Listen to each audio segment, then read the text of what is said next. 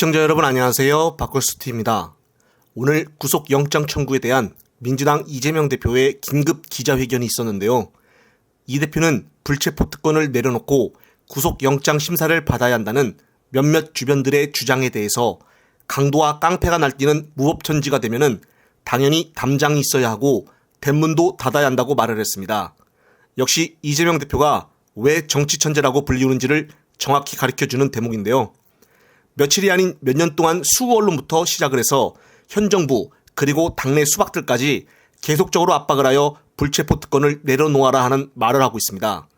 하지만 오늘 이 대표의 발언으로 이런 논란이 싸그리 종식되어 버린 것이죠. 윤석열이가 정권을 잡은 뒤에 자기 측근들 전부를 검사 자리에 다 앉혀놓고 우리나라 공권력을 싹 잡아가지고 현재 이 대표에게 수백 번의 압수수색과 60명이 넘는 검사와 그 밑에 수백 명의 검찰 수사관들의 억지 수사와 표적 수사, 그리고 이미 불송치되어 무혐의를 받은 사건도 다시 재수사를 하고 정말 검찰 리스크 중에서도 슈퍼검찰 리스크라고 불릴 정도로 이미 기소를 정해놓고 수사하는 이런 현실을 보게 되면은 당연히 불체포 특권을 활용해야 한다고 생각합니다. 이렇게 불리하고 억울할 때 이런 제도를 사용하는 것이 당연한 것이지 이것을 내려놓아라고 하는 IQ 한 자리의 주장들을 왜 새겨들어야 할까요? 반대편도 이미 권력을 앞세워 언론까지 싹 다 본인들 편으로 만든 세상인데 왜 이재명 대표가 저런 사람들이 원하고 바라는 대로 체포에 동의를 해줘야 되냐 이겁니다.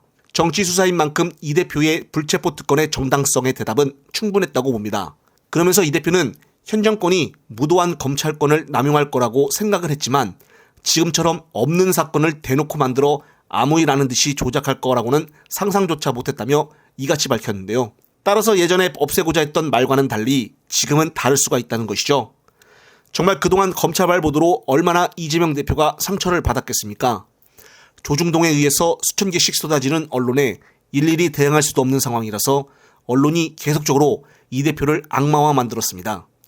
이 대표는 어처구니 없는 영장 내용들을 보고 있자니 구속영장이 판사를 설득하기 위한 게 아니라 대국민 선전을 하기 위한 선전문이자 국임당 성명서와 같은 내용이라는 느낌을 받았다고 비판을 했습니다. 국임당을 대놓고 돌려가듯이 비판을 했는데요. 역시나 생각하는 것 자체가 이미 국임당 머리 꼭대기 위에 있는 것을 보여주었습니다.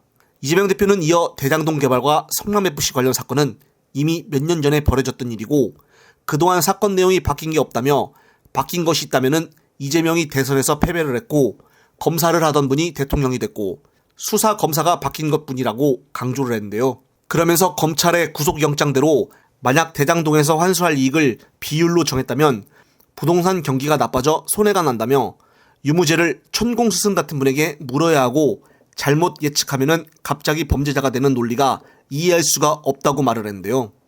정말 이재명 대표는 대단합니다. 국가원수 부부가 최종 결정을 천공해야 한다는 정말 지금의 의혹들에 대해서 비판까지 하며 답을 전했는데요. 무당과 점술에 빠져 예전 신동과 같은 나라에서 억지로 기소를 시켜 탄압하려고 하는 현 정부에 대해서 문제점을 이야기를 한 것입니다. 이재명 대표는 당대표의 검찰 리스크를 총선에서 털어낼 수 있는 방안이 있느냐는 취재진 질문에는 국경을 넘어 오랑캐가 계속 침략을 한다면 열심히 싸워 격투를 해야 한다고 말을 하며 오랑캐를 회피할 방법이 있느냐고 묻는다면 없다면서 그게 정치의 한 과정이라고 생각한다고 맞받아쳤는데요. 당내 원로든 누구든 도울 생각은 못할 망정 수박들과 같은 생각들을 가지고 있어서 외로운 것은 이재명 대표입니다. 어느 누가 민주당 당대표에 오르더라도 이 대표와 똑같은 경험은 없을 것이라고는 장담할 수가 없는데요.